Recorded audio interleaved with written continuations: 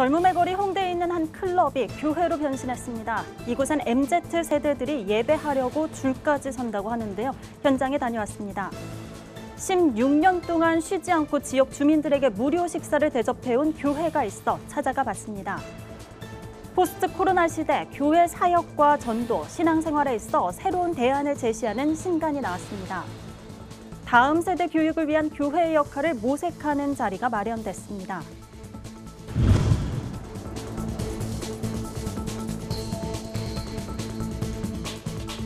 여러분 안녕하십니까? 굿TV 뉴스입니다. 청년 복음화율 약 3%, 청년이 곧 미전도 종족이란 말이 나올 정도로 교회를 떠나는 청년들이 많은데요. 젊음의 거리 홍대에 있는 한 교회의 경우 성도 대부분이 청년인데다 예배하려고 줄까지 선다고 합니다. 비결은 무엇인지 김민주 기자가 취재했습니다. 유명 클럽과 술집이 늘어선 이곳은 젊음의 거리 홍대입니다. 한 건물 앞으로 청년들이 하나둘 줄을 서기 시작합니다. 얼핏 보면 클럽 대기줄 같지만 사실은 예배하기 위해 줄을 섰습니다. 홍대 뉴송처치입니다. 뉴송처치는 성도 대부분이 20, 30대 청년들입니다. 4년 전 홍대 한 실용음악학원 건물 한 층을 빌려 7명이 시작한 예배에 지금은 200명이 넘게 모입니다. 청년 복음화율이 3%에 불과한 요즘 뉴송처치는 복음을 접하지 못한 97%의 청년들에게 집중했습니다. 술 마셔도 괜찮고 지금 담배를 피고 있어도 괜찮고 어떤 것을 하고 있어도 괜찮으니까 일단 교회 오시라고. 예수님이 누군지에 대해 먼저 한번 좀 들어보고 그리고 결정해도 되는 거라고. 뉴송처치는 예수 그리스도를 믿고 따르는 성도가 곧 교회란 본질을 놓치지 않았습니다. 대신 청년 세대의 삶을 공감하며 그들의 언어와 문화로 복음을 제시합니다. 개척 당시부터 유튜브나 인스타그램, 페이스북과 같은 청년들에게 익숙한 소셜미디어를 활용하면서 소통해왔습니다. 뉴송처치는 예배 장소에 대한 편견도 깼습니다. 십자가와 교회 간판은 없지만 하나님을 만나 새로운 노래를 부른다는 의미의 네온 사인을 달았습니다. 지금 교회 가지고 있는 틀이나 이런 데서 좀 자유해져서 문턱을 낮춰주니까 이제 청년들이 오히려 이렇게 좀 너무 쉽게 예수님을 만나러 교회에 올 수 있는 문화들이 생기지 않거든요. 불신자이거나 교회를 떠났던 청년들은 뜨거운 예배, 교회 공동체의 섬김과 사랑을 통해 삶의 변화를 경험하고 있습니다. 항상 교제하고 또 기도하고 또 항상 맛있는 거 먹고 그 속에서 진짜 가족됨이란 것이 이런 것이구나. 처음으로 예수님이라는 존재가 정말 궁금해지기 시작했습니다. 처음부터 잘한 건 아니었고 실수도 하고 또 말도 잘 안 듣고 또 연약하고 넘어지기도 많이 했는데 그럼에도 또 기다려주시고 인내해주시고 저희 공동체와 리더들의 사랑이 정말로 저에게는 특별했던 것 같아요. 뉴송처치는 복음에서 멀어진 도시가 하나님 나라의 유업을 받기 위해 줄 서는 곳이 되도록 하는 게 비전이라며 이 시대 청년들이 예수 그리스도를 만나 생명을 얻는 일을 멈추지 않겠다고 밝혔습니다. 세상 문화의 중심에서 믿음의 청년들이 세워지는 복음의 현장에서 굿TV 뉴스 김민주입니다. 코로나가 지속되면서 가장 큰 타격을 받는 건 노인이나 노숙인과 같은 사회적 취약계층인데요. 끼니 한번 해결하기 어려운 이웃들에게 16년째 한결같이 따뜻한 식사를 제공하는 교회가 지역사회에서 귀감이 되고 있습니다. 하나은 기자의 보도입니다. 용인시 기흥중앙교회. 이른 아침부터 음식을 준비하는 손길이 분주합니다. 기흥중앙교회는 지난 2006년부터 16년째 무료급식 사역을 진행하고 있습니다. 최근엔 코로나19로 급식이 어려워지자 매주 목요일 도시락에 밥과 반찬, 과일을 담아 제공하고 있습니다. 무료급식이 지역을 대표하는 봉사로 자리 잡으면서 지자체를 비롯해 많은 이들이 도움의 손길을 보태고 있습니다. 5년 전부터는 루터대학교도 함께하고 있습니다.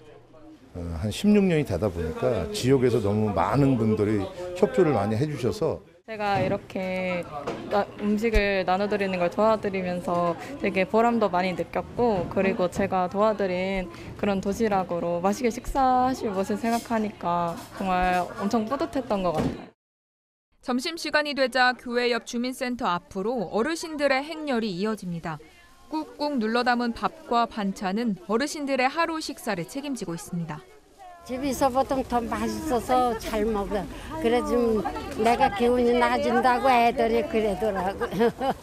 기흥중앙교회 이승준 목사가 무료급식 사역을 시작하게 된 계기는 23년 전 사고로 아들을 잃으면서부터입니다.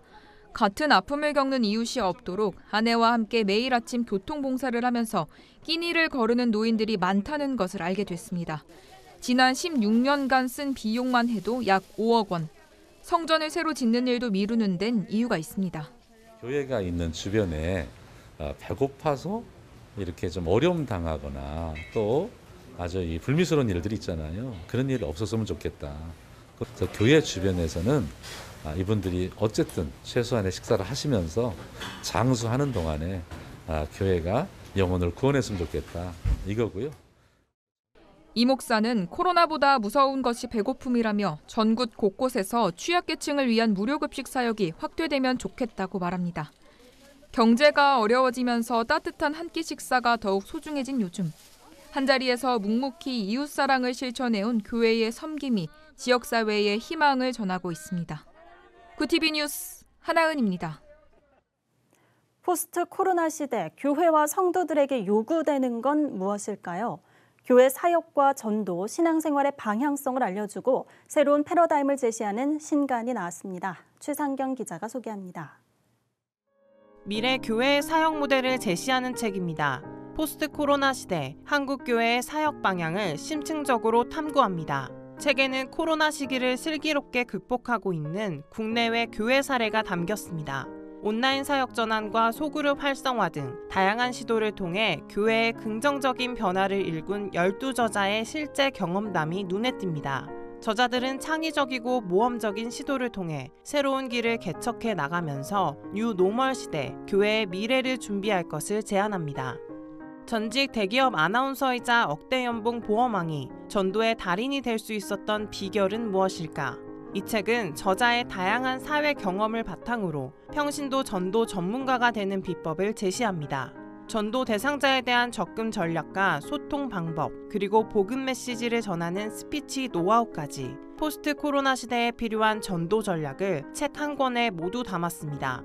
저자는 상품을 파는 데 중요한 건 고객에게 먼저 다가가는 것으로 세일즈 기법을 전도에 유용하게 적용할 수 있다고 강조합니다. 그러면서 세일즈의 핵심은 상대방을 이해하고 공감하는 기술이라며 우리가 복음을 전할 때도 이를 접목한다면 큰 시너지를 낼 수 있다고 말합니다. 구TV 뉴스 최상경입니다. 미래 목회 포럼이 대한민국 교육 현실을 짚어보고 다음 세대를 위한 교회의 역할을 모색하는 자리를 마련했습니다. 이날 포럼에서는 입시 위주의 획일화된 교육으로 학생 개인의 개성과 다양성이 존중받지 못하는 현실을 지적하며 교육 환경을 바꿔나가는 데 목회자들의 역할이 크다고 강조했습니다. 발제자로 나선 미래 목회 포럼 정책 자문위원 주대준 박사는 다음 세대 교육이 나아가야 할 방향으로 플랫폼 교육을 제시했습니다. 플랫폼 교육은 자녀들이 좋아하고 잘하는 분야의 창의력을 집중적으로 향상시키는 교육 방법입니다. 주 박사는 온라인 플랫폼을 활용한 원격 교육이 가능해지면서 교육 불평등이 해소되고 미래가 요구하는 핵심 역량을 찾고 키우는 게 중요해지고 있다며 교회 학교에서도 자녀들의 재능을 발굴하고 집중할 수 있는 여건을 마련해야 한다고 강조했습니다. 굿네이버스가 코로나19 이후 아동의 권리 실태 파악을 위해 진행한 아동 재난 대응 실태조사 최종 연구 결과를 발표했습니다. 지난 4월부터 한 달간 전국 6개 권역 8천여 명의 아동과 보호자를 대상으로 실태조사를 실시한 결과 코로나19 이후 소득이 감소한 가정은 35%로 집계됐습니다.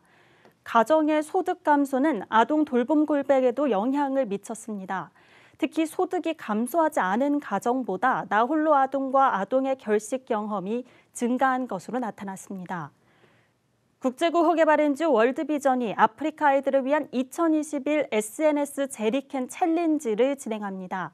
매일 깨끗한 물을 얻기 위해 6km씩 걷는 아프리카 아이들에게 깨끗한 물을 선물하기 위해서입니다.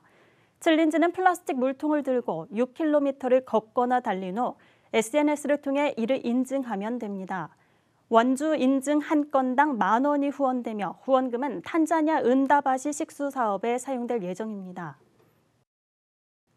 찬양 치유 사역자로 활동해온 이순희 목사가 9년 만에 4집 앨범 빛을 발하라를 발매했습니다.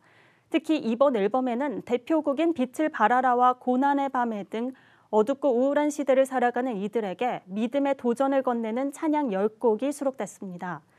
이순희 목사는 이 찬양을 통해 그리스도인의 마음과 영이 깨어나는 통로로 사용되길 바란다고 전했습니다. 오늘의 이슈 포커스입니다. 국내 코로나19 신규 확진자 수가 6개월 만에 다시 800명대로 올라섰습니다. 중앙재난안전대책본부는 확진자 수가 800명대 초반을 기록하며 지난 1월 이후 170여일 만에 최대치를 보였다고 밝혔습니다. 최근 일주일간 하루 평균 확진자 수는 653명으로 지난주 대비 34% 증가했습니다. 특히 수도권 지역 확진자 수가 전체 발생의 80%를 넘는 상황이 사흘째 이어지고 있습니다. 정부는 감염 상황이 안정화될 때까지 고위험 시군구를 특별 관리할 방침입니다. 폭염과 산업생산 증가 영향으로 올여름 최대 전력 수요가 역대 최고치를 기록할 전망입니다. 전력 수요는 많이 늘어나는 반면 공급은 빠듯해 2013년 이후 처음으로 전력 수급 비상 단계가 발령될 가능성이 있는 것으로 관측됐습니다. 산업통상자원부는 올여름 최대 전력 수요를 기준 전망 90.9기가와트, 상한 전망 94.4기가와트 내외로 예상했습니다. 이는 111년 만에 폭염이 닥쳐 사상 최고치를 기록했던 2018년의 92.5기가와트를 뛰어넘는 수치입니다. 현대차와 기아가 미국 시장에서 올해 상반기 역대 최다 판매 실적을 올렸습니다. 현대차와 기아의 각 미국 판매 법인은 현지 시간 1일 상반기 판매 실적을 이같이 발표했습니다. 각 사에 따르면 현대차는 올 상반기 40만 7,135대를 판매했습니다. 이는 작년 상반기 대비 49.4% 증가한 수치입니다. 기아는 올 상반기 판매량 37만 8,511대를 기록하며 작년 동기 대비 43.7% 오른 실적을 보였습니다. 영화 미나리로 아카데미 여우조연상을 받은 배우 윤여정이 영화계 최고 권위를 자랑하는 모임인 미국 영화예술과학 아카데미의 신입 회원 제안을 받았습니다. 아카데미가 공개한 올해 신입 회원 초청자는 모두 395명으로 윤여정은 연기자 부문 신입 회원으로 초대됐습니다. 명단에는 미나리에서 주연을 맡은 한국계 배우 스티븐 연과 한예리, 미나리를 연출한 리 아이작전 감독도 이름을 올렸습니다. 이들이 아카데미에 초청을 수락하면 앞으로 정식 회원으로서 아카데미상 투표권을 행사할 수 있게 됩니다. 구티비 뉴스 김예지입니다. 구티비 월드와이드입니다. 미국이 북한을 19년 연속 최악의 인신매매 국가로 지정했습니다. 미국 국무부는 매년 다른 국가의 인신매매 감시와 단속 수준을 판단해 인신매매 보고서를 작성합니다. 북한은 최하위 등급인 3등급 국가로 분류돼 인신매매 방지를 위한 최소한의 기준과 규정도 갖추지 못한 나라란 평가를 받게 됐습니다. 중국도 올해까지 포함해 5년 연속 3등급 국가로 지목됐고 북한 근로자의 강제 노역에 연관된 러시아도 3등급으로 분류됐습니다. 유럽연합 EU가 현지 시각 1일부터 디지털 코로나19 증명서 제도를 본격 시행합니다. 이 증명서를 가진 사람은 EU 27개 회원국과 스위스, 아이슬란드, 노르웨이 등을 오갈 때 별도의 격리나 추가 검사가 원칙적으로 면제됩니다. 증명서는 디지털이나 QR코드가 포함된 종이 형태 문서로 코로나19 백신 접종자나 음성 판정을 받은 사람, 코로나19에서 회복돼 항체를 가진 EU 거주자들에게 발급됩니다. 남극 대륙의 기온이 지난해 역대 최고치를 경신한 것으로 나타났습니다. 세계 기상기구 WMO는 남극 대륙의 최고 기온은 지난해 2월 6일 에스파란사 기지에서 측정한 섭씨 18.3도라고 밝혔습니다. 이전 최고 기온은 2015년 측정한 17.5도로 약 5년 만에 0.8도가 오른 겁니다. 페테리탈리스 WMO 사무총장은 남극반도는 지구에서 가장 빨리 온난화한 지역 중 한 곳이라며 이번 새 기록은 우리가 관찰하고 있는 기후변화와 일치한다고 우려했습니다. 우주비행사 시험에서 1등을 하고도 여자란 이유로 우주비행사로 뽑히지 못했던 80대 미국인 여성이 60여 년 만에 우주여행에 나섭니다. 그녀는 1960년대 초 미 항공우주국 나사의 우주비행사 시험을 통과했지만 당시 연방정부의 반대로 꿈을 이루지 못했습니다. 여성이 군사시설을 이용해선 안 된다는 이유에서입니다. 그녀는 현지 시간 20일 우주관광 로켓 뉴 셰퍼드의 명예 승객으로 탑승할 예정이며 억만장자인 제프 베이조스를 비롯한 3명과 동행하게 됩니다. 구티비 뉴스 이정은입니다. 코로나19 확진자가 약 6개월 만에 800명대로 올라섰습니다. 추가 확산 우려가 큰 상황인데요. 주말부터 본격적인 장마가 시작되면서 확산세가 조금은 누그러들 것이란 전망도 나옵니다. 2년 넘게 잃어버린 일상이 회복될 수 있도록 우리 모두의 협력이 필요한 것 같습니다. 이상으로 뉴스를 마칩니다. 오늘도 함께해 주신 여러분 고맙습니다.